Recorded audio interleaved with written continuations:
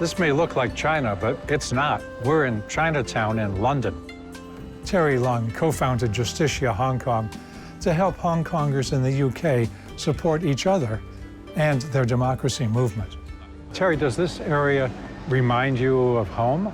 It sort of reminds me of home, but at the same time, it's a little bit complicated. Hong Kong used to be a British colony, but it's not British. It doesn't only have British culture. It also has Eastern cultures. Hong Kong is quite a unique place around the world. For those of us who've always lived in the United States, we don't know what it would be like to live without the rule of law. But a lot of people in this world have never had that.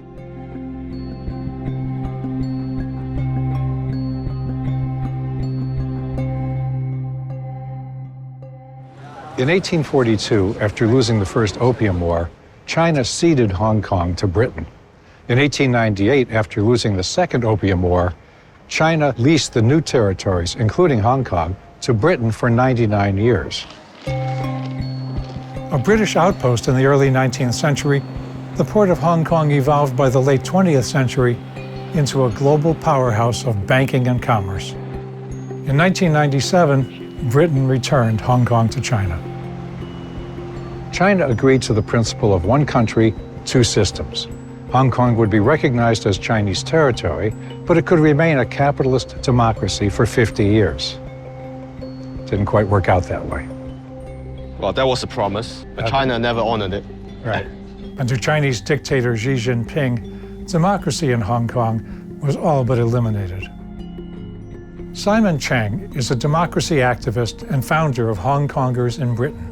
While on a business trip in mainland China, he was detained and tortured by the authorities before being granted political asylum in the UK. Simon, before you came to the UK, what did you do in Hong Kong?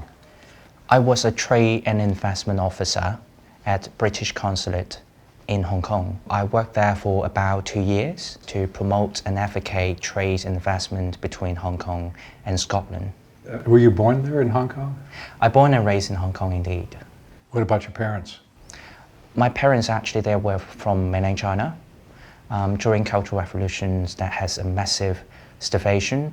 They swam through the border and sneak into downtown of Hong Kong. Did you say they swam there? Yes, indeed. It's a really adventure, I would say, for seeking a haven. And that time, the British Hong Kong government, they have a policy that if anyone, they could successfully sneak into the downtown of Hong Kong, they could be granted identity card. Did thousands, tens of thousands of people do that? Yes, it's a massive immigration wave. So when your parents moved to Hong Kong and raised you there, did they come to identify as Hong Kongers or more as mainland people? Well, they by and large would think they are Chinese because they're root from China. Then there are lots of family members actually still based in mainland China. So every Lunar New Year that we need to go back to our hometown in mainland China, that is also many Hong Kongers they would do. So when you would go for the Lunar New Year celebration to the mainland, where you had never grown up, did you feel like an outsider, like a different country? When I was still very young, I could still feel a huge gap of the economy. But afterwards, year by year, you will feel the gap is closing up. But the only one way that you will feel different is still your education background. You've been well informed because Hong Kong still has a free access of information. But clearly you got an education in Hong Kong. Yeah, indeed. I studied there since kindergarten, primary school, secondary school. But afterwards, then I moved to Taiwan to have my undergrad studies. Did you think of settling in Taiwan? Well, that time I still feel I'm the outsider. I love Taiwan because Taiwan gave me an opportunity to change my life. So I'm really grateful for Taiwan. But at that time I was still very young, so I would seek more opportunities. I came to London for political economy. Then afterwards I got a job for the consulate, so that's why I back to Hong Kong to serve my hometown that time. My parents, my older generation, that they come to Hong Kong to make money. They don't care about politics. But our younger generation, they gradually feeling that as a sense of belonging to our hometown. They try to preserve our history. They try to preserve our environment. They try to develop a new value, not just about economic value, but also climate change, but also animal rights and even human rights. They want to fight for our future, and we fought our fight several times already. Umbrella movements, and recently, 2019, we have anti-extradition protest and experienced a massive crackdown. We hope that the city could be democratic and free. This painting commemorates the Umbrella Revolution in 2015. This is Lam Lee, Lam Long. I'm Lam Long, yes. We are a couple. And we are artists from Hong Kong.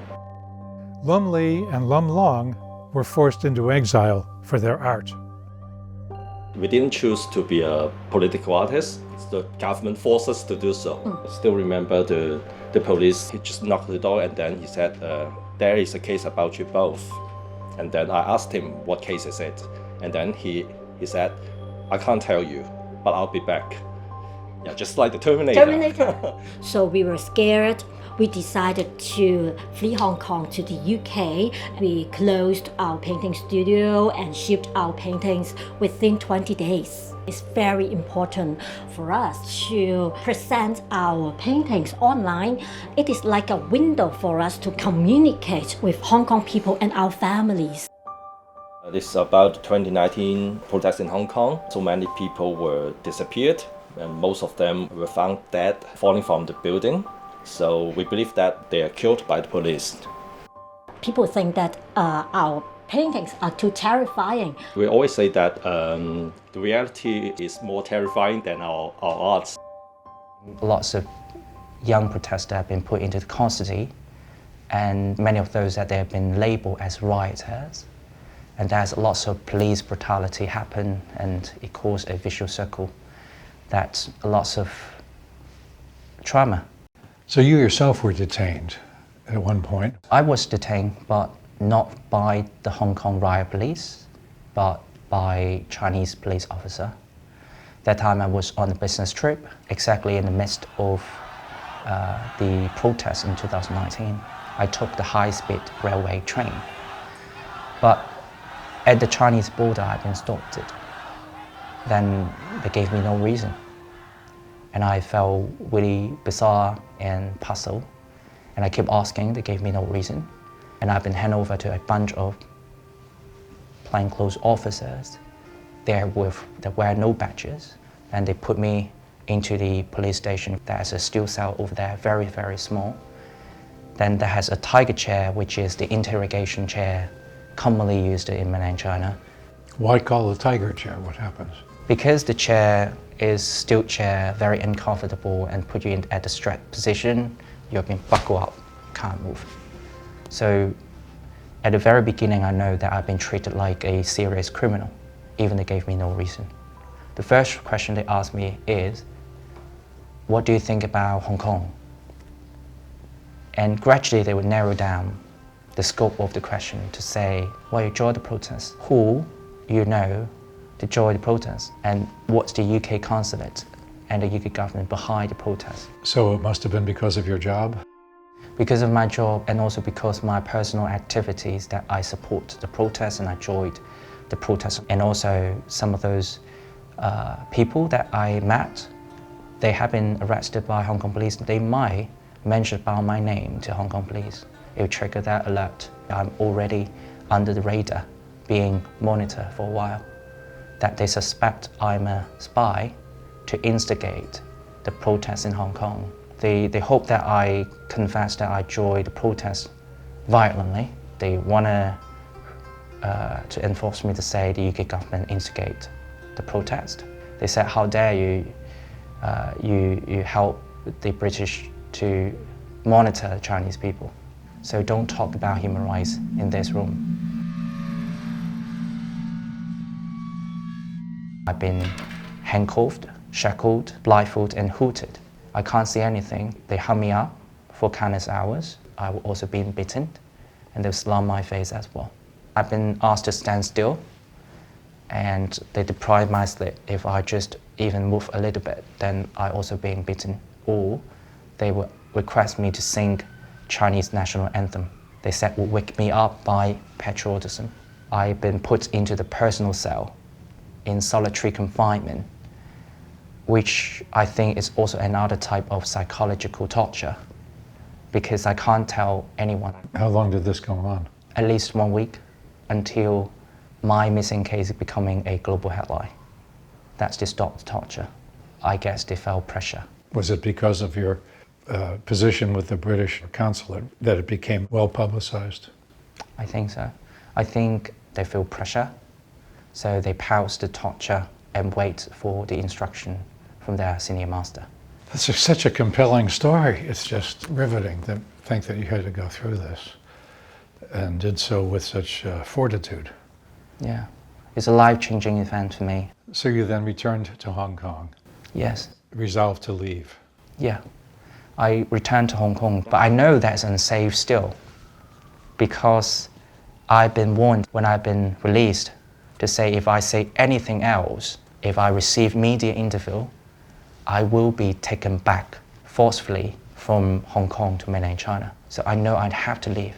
Was your intention always to come to the United Kingdom after Yes. leaving Hong Kong? Yes, because I think in the future, if I advocate still for Hong Kong freedom, in the UK would be with bigger influence.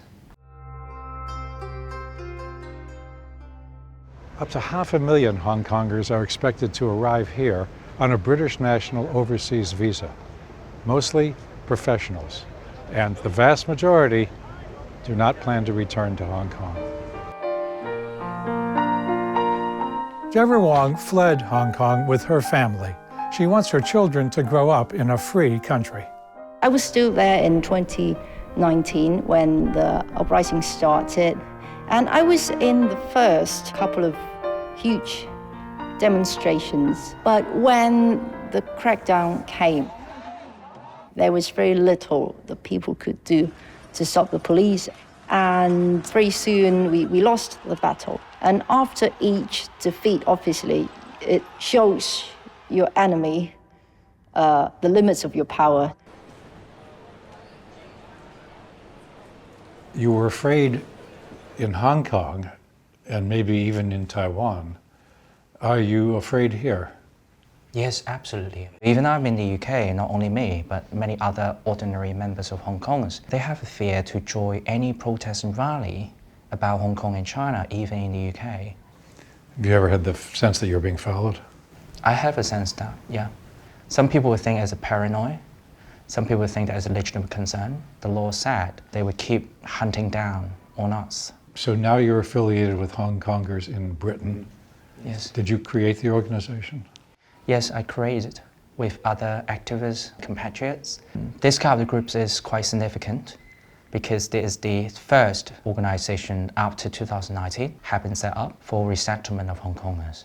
We provide mental health support, legal and professional referrals, and also encourage them to set up a new business in the UK to contribute to the UK economy. Ideally, what would you like to see Hong Kong look like? What would its status be?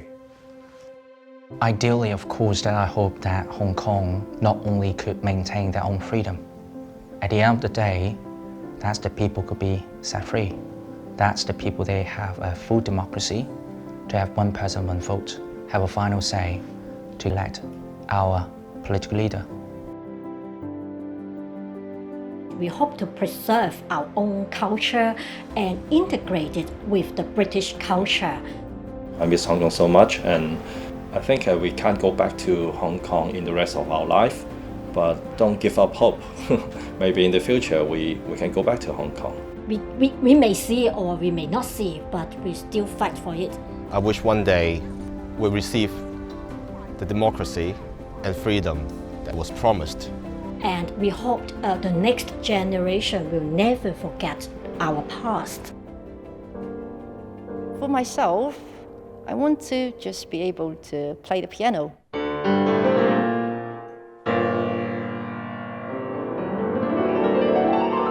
And I also want to see my children grow up happy.